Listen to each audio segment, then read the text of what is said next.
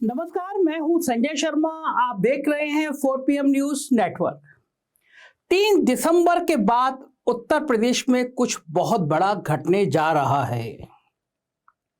Bharatiya Janata party जिस राज्य को सबसे मजबूत राज्य समझ रही है, जिस राज्य में उसकी जड़ें सबसे ज्यादा मजबूत हैं गुजरात के बाद, मुझे नहीं पता कि वहां पर नए नए प्रयोग करने की, नई नई साजिशें करने की जरूरत क्यों पड़ रही है। नागपुर से एक मेरे मित्र का फोन आया जो राष्ट्रीय स्वयंसेवक संघ में बहुत अच्छी पैठ रखते हैं, और उन्होंने जो सूचना दी, उनके पास जो जानकारी है, वो आपके होश उड़ा देगी। भारतीय जनता पार्टी के बड़े नेता अपने ही नेता को निपटाने की प्लानिंग में लग गए हैं। यकीन खत्म हो गया है योगी आदित्यनाथ पर। बहुत बड़ी गलती कर रही है भारतीय जनता पार्टी योगी आदित्यनाथ को चुनाव से पहले छेड़कर। ये लाइन देख रहे होंगे, मोदी प्लस अमित शाह माइनस योगी और आगे प्रश्नवाचक चिन्ह। आप बताइए, अगर मोदी जी शाह जी साथ हो जाएं और योगी को माइनस करने की सोचें, तो क्या उत्तर प्रदेश में बीजेपी सुकून की स्थिति में आ पाएगी? आपका जवाब भी नहीं होगा, नहीं आ पाएगी। तो फिर यह राय दे कौन रहा है? तो फिर योगी आदित्यनाथ के खिलाफ साजिश बुनने की तैयारी कर कौन रहा है? क्या कारण है कि योगी को लोकसभा चुनाव से पहले हटाने की साजिशों की बातें अब राजनीतिक गलियारों में चर्चा का विषय बनने लगी हैं? मैं दर्शन शास्त्र का विद्यार्थी रहा हूं। एक लाइन है, जहां धुआं होता है आग वहां जरूर होती है, या मैं इस तरह कह लूं, जहां आग होती है वहां धुआं जरूर होता है।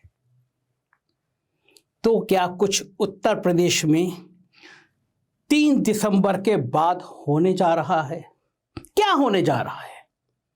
अगर 5 राज्यों के चुनाव के नतीजे भारतीय जनता पार्टी के पक्ष में नहीं आए, 5 राज्यों में भारतीय जनता पार्टी नहीं जीती, तो फिर योगी आदित्यनाथ की मजबूती दिल्ली देखेगी। 5 राज्यों के चुनाव नतीजे दिल्ली दरबार के पक्ष में नहीं आए, तो योगी आदित्यनाथ कहेंगे कि अब प्रदेश का डीजीपी भी मैं बनाऊंगा, अब प्रदेश का चीफ सेक्रेटरी भी मैं बनाऊंगा, और अब मेरे मंत्रिमंडल में वही रहेंगे जिनको मैं पसंद करूंगा। और 5 राज्यों के चुनाव नतीजे पक्ष में आ गए, भारतीय जनता पार्टी जीत गई, तो फिर योगी के खिलाफ साजिशों का ताना बाना तेज हो जाएगा। योगी की घेराबंदी करने में आखिर दिल्ली दरबार जुटा क्यों है? योगी आदित्यनाथ प्रदेश के मुख्यमंत्री, दबंग मुख्यमंत्री, हिंदुत्व की छवि के देश के सबसे बड़े ब्रांड, और शायद ये सबसे बड़ा ब्रांड बनना ही कहीं ना कहीं उनके गले की मुसीबत बन गया। जब देश के बाहर भी, अन्य राज्यों में भी नारे लगने लगे मोदी के बाद योगी, तो दिल्ली दरबार को परेशानी शुरू हुई। 6 सालों से योगी आदित्यनाथ मुख्यमंत्री भले रहे हों, पर कमान दिल्ली ने संभाल रखी थी। प्रदेश में डीजीपी कौन बनेगा, प्रदेश में चीफ सेक्रेटरी कौन बनेगा, ये योगी को तय करने का अधिकार नहीं था। दिल्ली से फरमान आता था, ये चीफ सेक्रेटरी और ये डीजीपी। सोचिए आप, देश के सबसे बड़े राज्य में सालों से कार्यवाहक चीफ सेक्रेटरी के भरोसे सत्ता चलाई जा रही है। लंबे समय से पूर्णकालिक डीजीपी तैनात नहीं हो सका।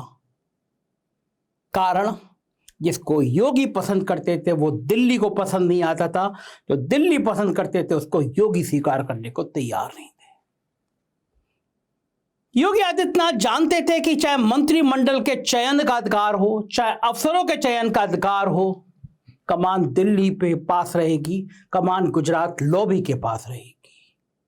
और मन मन मसोस के, मन मन घुट के ये सरकार चलती रही। लेकिन मामला तब फंसा जब योगी आदित्यनाथ के पर कतरने के लिए, योगी आदित्यनाथ की माफियाओं के खिलाफ ब्रांडिंग को खत्म करने के लिए मुख्तार अंसारी के बेटे की पार्टी को एनडीए का हिस्सा बना दिया गया। ओपी राजभर को प्रधानमंत्री जी ने चाय पिलाई, अमित शाह ने चाय पिलाई, और फिर ओपी राजभर, एक चर्चित नाम, राजनीति के खिलाड़ी, ये साहब एनडीए का हिस्सा बन गए। बड़े शौक से अमित शाह जी की चाय पी के आए थे, नाश्ता करके आए थे। यकीन था कि बहुत जल्दी उत्तर प्रदेश में मिनिस्टर बन जाएंगे। उनके पीछे पीछे दारा सिंह चौहान भी आ गए, जो समाजवादी पार्टी के विधायक थे। इस्तीफा दिया, अमित शाह जी से मिले, नड्डा जी से मिले, और यह तय हो गया कि घोसी से चुनाव जीत कर आएंगे और दोनों को मंत्री बनाया जाएगा। मगर मामला घोसी के चुनाव ने पलट दिया। बहुत बड़ी हार हुई घोसी के उपचुनाव में। दोनों प्रदेश के डिप्टी सीएम घोसी में डेरा डाले रहे। 20 से ज्यादा कैबिनेट मिनिस्टर घोसी में दिन रात किए रहे। सैकड़ों हजारों संघ के कार्यकर्ता गांव गांव में टिक गए। दर्जनों विधायकों ने डेरा डाल दिया। कहा तो यहां तक जाता है 25-30 करोड़ रुपए खर्च किया गया, लेकिन घोसी में ऐतिहासिक हार हुई। प्रेशर उसके बाद भी दिल्ली दरबार का कि दारा सिंह चौहान और ओपी राजभर को मंत्री बना दो, और यहीं पे योगी अड़ गए। पहले हुआ नवरात्रि में मंत्रिमंडल विस्तार होगा, फिर हुआ दीपावली पे होगा, लेकिन योगी ने एकदम साफ साफ कह दिया कि मैं ऐसे दागी लोगों को अपने मंत्रिमंडल में नहीं रखूंगा। और ओपी राजभर का भी पारा चढ़ गया। ओपी राजभर ने भी लखनऊ में प्रेस कॉन्फ्रेंस बुलाई और कल कह दिया कि हमसे तो इंडिया गठबंधन वाले लोग भी बात कर रहे हैं। कह दिया कि मैं दो मुंहा सांप हूं, राजनीति में सब दो मुंहा सांप होते हैं। और ये बात यहीं तक नहीं गई, बात दूर तक चली गई। कहा कि मुख्तार अंसारी का बेटा हमारा विधायक है और अब ये चुनाव में प्रचार करेगा। और ये बात योगी आदित्यनाथ के सीने में तीर की तरह गड़ जाए, इसलिए कहा गया। योगी आदित्यनाथ अपने 3 लोगों की मिट्टी में मिला देने के लिए, 3 लोगों को मिट्टी में मिला देने के लिए चर्चा में आए थे। मुख्तार अंसारी, अतीक अहमद और आजम खां। अतीक अहमद दुनिया में नहीं है, मुख्तार अंसारी जेल में है और आजम खां भी जेल में है, दुर्गति हो गई है। लेकिन योगी आदित्यनाथ ने जिस व्यक्ति को मिट्टी में मिला देने का संकल्प लिया, योगी आदित्यनाथ ने बताया कि मैंने मुख्तार अंसारी का बुरा हाल कर दिया, उस मुख्तार अंसारी के बेटे को एनडीए का हिस्सा बना दिया दिल्ली ने। योगी आदित्यनाथ की सारी छवि एक क्षण में टुकड़े टुकड़े कर दी दिल्ली ने, और यहीं से योगी आदित्यनाथ का पारा गर्म हो गया। सोशल मीडिया पे कहा जाने लगा कि अब योगी आदित्यनाथ किस मुंह से बात करेंगे माफियाओं के खिलाफ, क्योंकि उनके मंच पर मुख्तार अंसारी का बेटा जमानत पर छूटने के बाद आएगा, क्योंकि वो भी अब एनडीए का हिस्सा है। जिस मंच पर योगी होंगे वहां मुख्तार अंसारी का बेटा होगा। सोचिए कैसा लगेगा योगी आदित्यनाथ को। दिल्ली दरबार ने बड़ी कोशिश करी कि ओपी राजभर मंत्री बन जाए, लेकिन योगी राजी होने को तैयार नहीं है, क्योंकि ओपी राजभर ने चुनाव से पहले, विधानसभा चुनाव के दौरान योगी आदित्यनाथ को और भारतीय जनता पार्टी को जो अपशब्द कहे थे, वो योगी आदित्यनाथ भूले नहीं हैं। योगी आदित्यनाथ के बारे में इतने अपशब्द मुझसे मेरे इंटरव्यू में किए थे।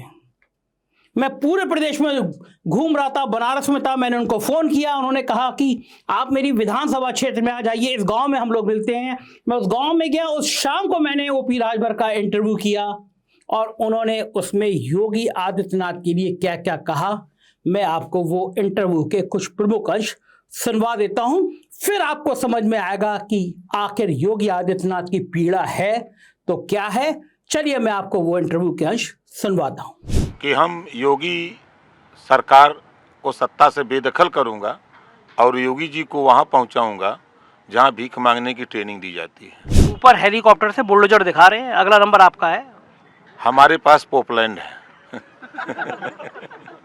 हम उसी पर उनका बुलडोजर लाद लेंगे। अखिलेश यादव भी कम उस्ताद नहीं है, उन्होंने सारे माफिया आपके कोटे में डाल दिए हैं। हमारे पास कहाँ माफिया है? वो जेल में बंद आपके भाई साहब क्या कर रहे हैं? नहीं नहीं, माफिया तो भारतीय जनता पार्टी के पास है। कौन?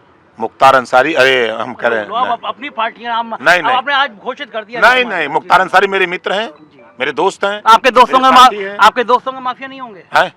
ब्रिजेश सिंह का है, साधु हैं, वो भी तो जेल में है। जेल में है ना, वो साधु हैं। ब्रिजेश सिंह का नाम क्यों नहीं आता है? ये ऐसा क्यों? धनंजय सिंह का नाम क्यों नहीं आता है? धनंजय सिंह 25,000 के इनामी हैं और 10 महीने से क्रिकेट खेल रहे हैं। और खुशी दुबे जो बेचारी ब्राह्मण होने के नाते उसको ये सजा है कि बेशक उसके ससुराल के लोग माफिया हो सकते हैं, गुंडा हो सकते हैं, अपराधी हो सकते हैं, उस बेटी का क्या कसूर? जिस बेटी को जेल में डाल करके योगी बाबा, खुशी दुबे कोई कसूर नहीं, एक एनसीआर भी नहीं, उसको जेल में भेज दिया और 25,000 का इनामी क्रिकेट के खेल में घुमा रहे हैं। एक बार तो आप भी ब्रिजेश सिंह से मिलने गए थे। हम तो सबसे मिलते हैं, जेल में भी मिलने गए। हम राजा भैया से भी मिलते हैं, ब्रिजेश सिंह से भी मिलते हैं, धनंजय सिंह से भी मिलते हैं, हम मुख्तार अंसारी से मिलते हैं, अतीक अहमद से मिलते हैं, सबसे मिलते हैं। सारे माफिया चेले आपके। आप समझ लीजिए केकर चरित्र ठीक है? योगी बाबा का चरित्र ठीक है का? उनके चरित्र में कैसे बात है? क्या जिस दिन शपथ ले उनके ऊपर आपराधिक मुकदमे थे, उन्होंने मुख्यमंत्री बनने के बाद मुकदमा वापस किया। हमारे deputy CM Keshav Maurya stool वाला मंत्री कहते हैं, हम स्टूल वाले डिप्टी सीएम हैं। इनके ऊपर पूरे प्रदेश में पिछड़ों की उत्थान किया केशव मौर्य ने। इतना उत्थान किया कि पिछड़ों को स्टूल पर बैठा दिया। योगी बाबा, इनके 2 चेले हैं, एक नवनीत सहगल, एक अवनीश अवस्थी, यही 2 हैं और तो कुछ है ये नहीं है। 2 बड़े माफिया हैं, एक मुख्तार अंसारी, एक धनंजय सिंह, जो ब्रिजेश सिंह के गुट में हैं। तो आपके दोनों चेले तो दोनों की दोस्ती क्यों नहीं करा देते हैं? ऐसा बाना आपसे बताएं सच, दोनों दोस्त हैं दोनों। वो सब धनंजय सिंह और मुख्तार अंसारी दोस्त हैं, सब दोस्त हैं। भीतरा जितना काम है ब्रिजेश सिंह और मुख्तार अंसारी, सब भीतरा जितना काम होता देश में ना, सब मिल के करते हैं। जनता का जानी, हम जाना चाहिए ना। वही जैसे आप और बीजेपी मिलके करते हैं और बसपा अखिलेश मिलके कहते हैं, सब नेता बड़े बड़े एक होते हैं, ऐसी माफिया भी सब बड़े माफिया जनता मूर्ख होती है। जनता मूर्ख नहीं है, जनता सब समझ रही है। ये दोनों पारी तो समझा दे ले। देखा आपने क्या बढ़िया अंदाज था। आप सोचिए कि ये जो ओपी राजभर योगी आदित्यनाथ के बारे में इतना खराब बोल रहे हैं, योगी आदित्यनाथ कैसे उनको मंत्रिमंडल में शामिल कर रहे हैं। तो फिर दिल्ली दरबार ने एक नई तरकीब सोची है।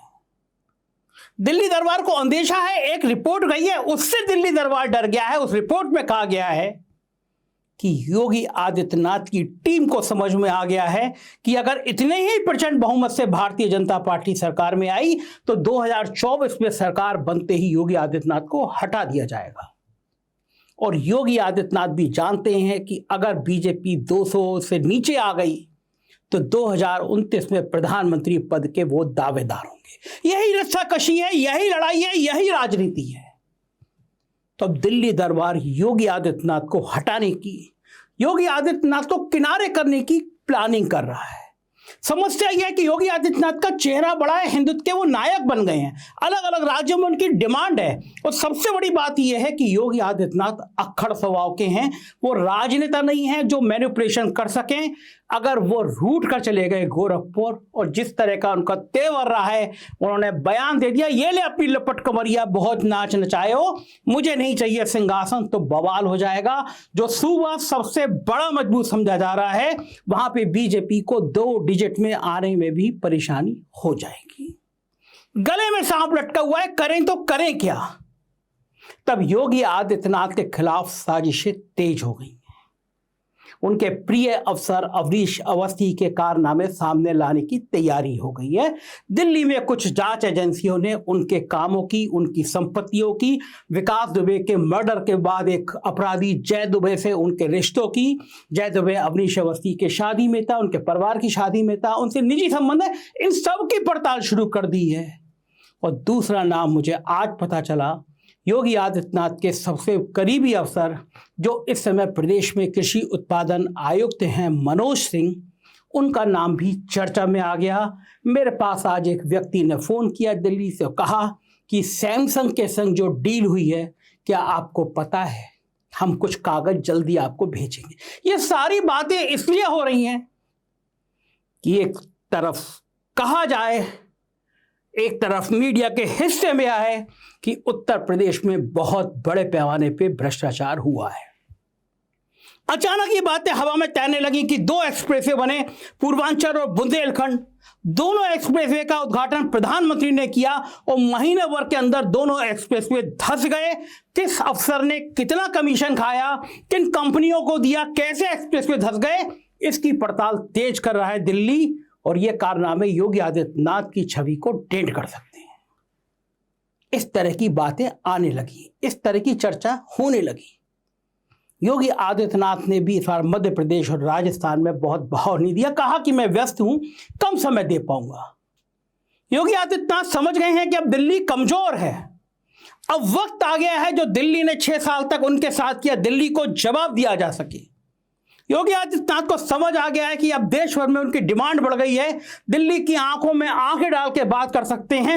संघ के वो दुलारे हैं, संघ चाहेगा तो फिर वो प्रधानमंत्री पद के उम्मीदवार हो सकते हैं और राजनीति में किसी भी संभावना को नकारा नहीं जा सकता।